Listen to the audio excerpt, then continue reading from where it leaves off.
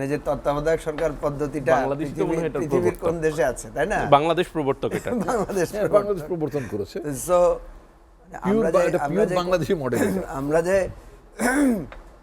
আমাদের দরকারে আমরা কারো কাছ থেকে হাওলাত করব, সেটা অথবা নিজেরা তৈরি করব। আমি পিআর সিস্টেমের বিতর্কে পরে যাচ্ছি, তার আগে আমি যেটা বলছি যে বিএনপির যে 31 দফা প্রস্তাবনা, সেই প্রস্তাবনার মধ্যেই কিন্তু এই কথাগুলো আছে। ওনারাই বলেছেন যে প্রধানমন্ত্রী এবং রাষ্ট্রপতির ক্ষমতার ভারসাম্য, বিভাগগুলোকে ভারসাম্য করবেন এবং এদেরকে যথাযথভাবে এদের মানে স্বচ্ছতা জবাবদিহিতা নিশ্চিত করবেন। ঠিক আছে, ভেরি গুড কথা। কিন্তু এখন এটা কিভাবে করবেন? আমরা তো এই আলোচনাগুলোই করছি। ঐকমত্য কমিশনে আলোচনা হচ্ছে, ইন প্রিন্সিপাল বিএনপির সাথে একমত যে ক্ষমতার ভারসাম্য আনা হবে, স্বচ্ছতা জবাবদিহিতা নিশ্চিত করা হবে, দলীয়করণ বা খারাপ প্রভাব মুক্ত যেগুলো ছিল ওগুলো মুক্ত করা হবে।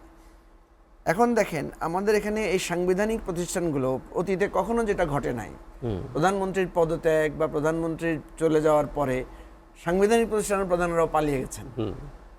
তাহলে আইনে কোনো সমস্যা নেই, যে আইনগুলো আছে, দুদকের আইন, নির্বাচন কমিশনের আইন, এগুলো আইন ফলো করলে মোটামুটি তারা করতে পারেন। কিন্তু ব্যক্তি যখন দলান্ধ হন, ব্যক্তি যখন অযোগ্য হন, বা ব্যক্তি যখন একটা দলীয় প্রভাব যুক্ত হন, তখনই তো আইনটা আর কাজ করে না সঠিকভাবে।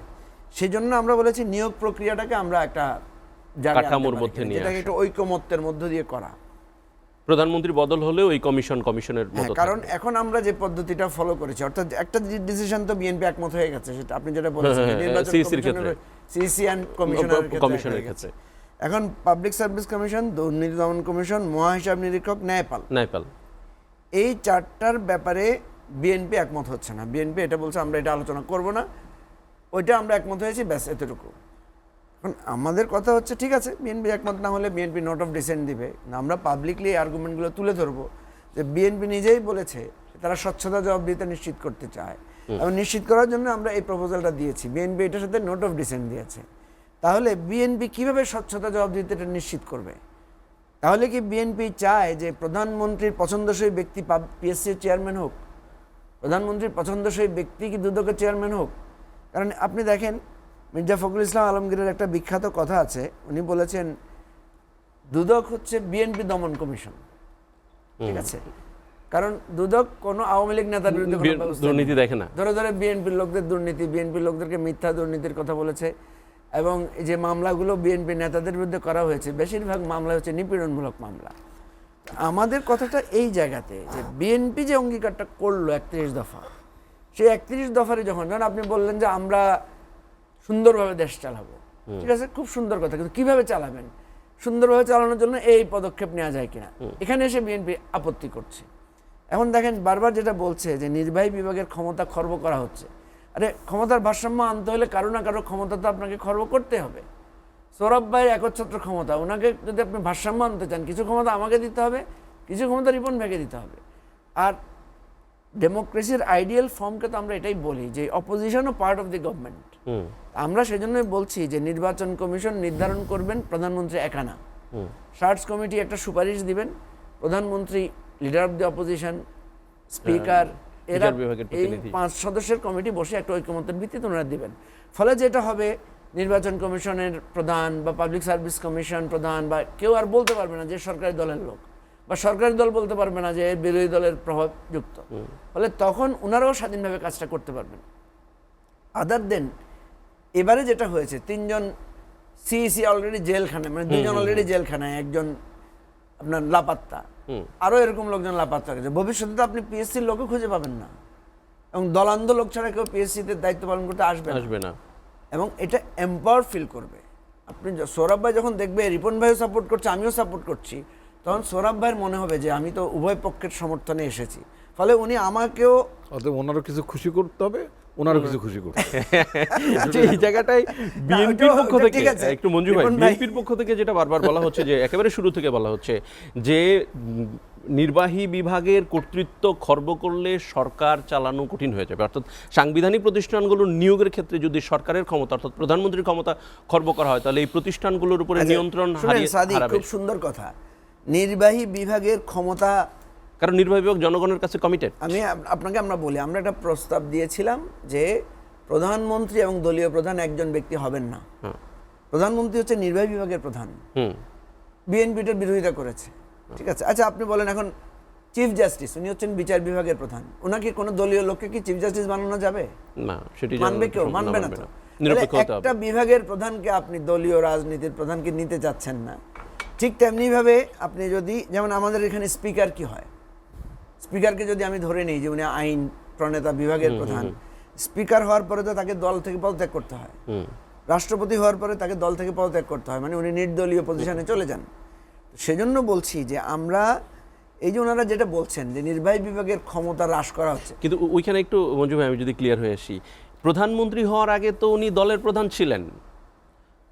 দলের প্রধান হিসেবেই তো তাকে আপনারা প্রধানমন্ত্রী নির্বাচিত করেছেন, তাইলে দলের প্রধান থাকতে অসুবিধা কি? দলের প্রধান থাকতে অসুবিধাটা এই জায়গায় আমরা বলছি যে উনি যখন একটা দলের প্রধান থাকেন, আপনার মনে থাকার কথা, আমরা দেখেছি আওয়ামী লীগের সম্মেলন হয়েছে গণভবনে, হ্যাঁ, রাইট? তাহলে দেখেন সরকারের সম্পদ, সরকারের ক্ষমতা দলীয় কাজে ব্যবহার হচ্ছে, ঠিক আছে। এবং প্রধানমন্ত্রীর উপরে তো দুটো চাপ, উনি আপনাকে দলের ছোটোখাটো সিদ্ধান্ত তাকে দিতে হচ্ছে। ফলে আমরা এই যে আপনি যদি ভারতে দেখবেন যে ভারতের কংগ্রেসের প্রধান আর প্রধানমন্ত্রী এক ব্যক্তি না, বা কখনো লোকসভায় বা কখনো বিধানসভায় আপনি দেখবেন তাদের সেখানে পার্থক্য হচ্ছে। পৃথিবীর অন্যান্য দেশেও এই বিধানটা আছে। আমরা এটা করতে চাচ্ছি এই জন্য যে প্রধানমন্ত্রী এবং দলীয় প্রধান যদি একই ব্যক্তি হন, তাহলে সরকারটা দলীয় সরকারে রূপান্তরিত হয়ে যাওয়ার একটা প্রবণতা থাকে। দুই নম্বর হচ্ছে ভারমুক্ত তো থাকা যায়, দলের মধ্যেও তো একটা ডিসেন্ট্রালাইজেশন হয়। আমরা অ্যাকচুয়ালি আমাদের লক্ষ্য হচ্ছে ডিসেন্ট্রালাইজ করা পার্টির ক্ষমতা, এবং আমরা যদি প্রেসিডেন্টকে দল থেকে পদত্যাগ করাতে পারি, আমরা যদি স্পিকারকে দল থেকে মুক্ত করতে পারি, প্রধানমন্ত্রীর দলের অবস্থান ছেড়ে দিলে কি সমস্যা, তাই না? এটা আমাদের কাছে, এটা আমরা এতদিন ধরে ম্যাল প্র্যাকটিস করে এসেছি বলে আমাদের কাছে অসম্ভব মনে হচ্ছে, কিন্তু করলে তো ঠিকই হবে। এখন বেগম খালেদা জিয়া দলের প্রধান না, কিন্তু উনি তো এখন দলের প্রধান দায়িত্ব দিয়ে রেখেছেন তারেক রহমানকে। এখন কি আপনার কাছে কোনো শূন্যতা মনে হয়? আমাদের কাছে তো মনে হচ্ছে বিএনপি এখন সবচেয়ে মানে বেনিফিটেড পার্টি, যে তার দুইটা গ্ল্যামারাস লিডারশিপের একটা সেন্টার। কিন্তু মঞ্জু ভাই, আপনি এবি পার্টির চেয়ারম্যান, আপনি প্রধানমন্ত্রী হলে আপনি এবি পার্টির প্রতি আপনার যে দরদ মায়া, এটা কি কমবে? আপনার কর্মীদের প্রতি আপনার যে সমর্থন, সেটা কি কমবে? আমাদের দলের কনস্টিটিউশন এটা বলাই আছে, দলের প্রধান আর প্রধানমন্ত্রী মানে যদি দল ক্ষমতা যায় এক হবে না, মায়া কমবে না, এতে কোনো সন্দেহ নাই, ঠিক আছে। কিন্তু যেটা হচ্ছে কর্তৃত্ব, নেতৃত্ব, ক্ষমতার অপব্যবহার, এটা দলীয় প্রধানমন্ত্রী হওয়া। এখন ধরেন প্রধানমন্ত্রী টেলিফোন দিয়ে তার দলের একজন সভাপতিকে তার দলীয় বিষয়ে প্রশ্ন করেছেন, একটা নৈতিকতার প্রশ্ন তো আসবে যে আপনি সরকারি টাকার ফোন ব্যবহার করে আপনি দলের কাজে ব্যবহৃত হচ্ছেন। এই জায়গাটা থেকে তো উনি মুক্ত থাকতে পারবেন। একেবারে একটা ফান্ডামেন্টাল উইকনেস হচ্ছে যে পিআর, আমাদের দেশের কনটেক্সটে পিআরে দেখা যাবে যে কোনো দলই একক সংখ্যাগরিষ্ঠতা পাবে না, ফলে একটা সরকার গঠনের একটা সংকট তৈরি হতে পারে, একক সরকার গঠনের একটা তৈরি হতে পারে। এই জন্যই আমরা কিন্তু মিক্সড পিআরের কথা বলেছি। মানে কি আমরা এই জন্য বলেছি, লোয়ার হাউসে যদি আপনি ফার্স্ট পাস দি পোস্ট থাকে, আপার হাউসে আপনি পিআর দেন। বিএনপি তো এটাতে রাজি হচ্ছে না। যদি এখন এটাতে রাজি না হয়, তাহলে তো আর আসলে আপার হাউসের এখানে দরকার নাই। তখন আপনি লোয়ার হাউসে ওই যেটা বলেছেন, জার্মানির উদাহরণ দিয়েছেন বা টার্কির উদাহরণ দিয়েছেন বা ব্রিটিশ ওই যে আপনার সেখানে আপনাকে মিক্সড পিআর, যদি আমরা যদি মিক্সড করি যে ফার্স্ট পাস দি পোস্টে কিছু হবে, পিআরে কিছু হবে, ফলে যেটা থাকবে যে সকল দলেরই কিছু না কিছু পার্টিসিপেশন থাকবে সংকট নিয়ে, এতে অন্তত সংখ্যাগরিষ্ঠতার সংকটটা কেটে যাবে। এটা হচ্ছে আমাদের প্রপোজাল, এবি পার্টি এটাই সাপোর্ট করেছে সংকটটা নিয়ে। এখন আসেন নির্বাচনের তারিখ ঘোষণা। আমাদের সাথে যখন প্রফেসর ইউনূসের মিটিং হয়েছে, সেখানে আমাদের অন্যান্য যে দলগুলো ছিল সেখানে দুইজন নেতা প্রফেসর সাহেবকে স্পষ্ট করে বলেছেন যে স্যার, আপনি 5ই আগস্টের মধ্যে ইলেকশনের একটা ডেট ঘোষণা করে দেন।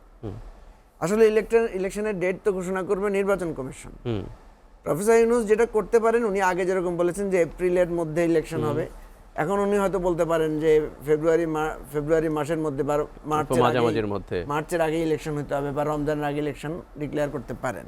এবং সে আলোকে আপনার নির্বাচনের তারিখটা আসলে ঘোষণা করবেন নির্বাচন কমিশন।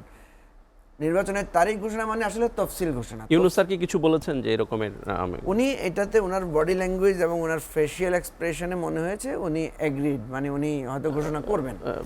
আমাদের সাথে মিটিংয়ে উনি কোনো সুনির্দিষ্ট ডেট ঘোষণা করেন নাই। পরের মিটিং যেটা মোস্তফা জামাল হায়দার সাহেব বলেছেন, ববি হাজ্জাজ বলেছেন, আমরা মোস্তফা জামাল হায়দারের মতো একজন সিনিয়র নেতা, উনি নিশ্চয়ই সেরকম কোনো স্পষ্ট ইঙ্গিত না পেলে তো বলেন নাই। কিন্তু আবার আজকে জামাতের নেতারা যখন খুব বোল্ডলি বলেছেন যে কোনো ডেট বলেন নাই, তখন কিন্তু একটা কনফিউশন আবার রাইজ করে। এবং জামাতের নেতারা যখন বোল্ডলি বলেছেন সেখানে কিন্তু একটা যুক্তিও দিয়েছেন যে যদি উনি কোনো ডেটের কথা বলতেন যে 5-6 দিনের মধ্যে উনি ডিক্লেয়ার করবেন, তাহলে তো এটা প্রেস সেক্রেটারি বা কেউ হয়তো এটা বলতেন, নিশ্চিত করতেন। তবে আমার একটা ধারণা যে 5ই আগস্টের মধ্যে প্রধান উপদেষ্টা যদি কোনো একটা মানে পিপলকে অ্যাড্রেস করেন, তাহলে উনি ওখানে একটা নির্বাচনের ব্যাপারে একটা আভাস দিবেন।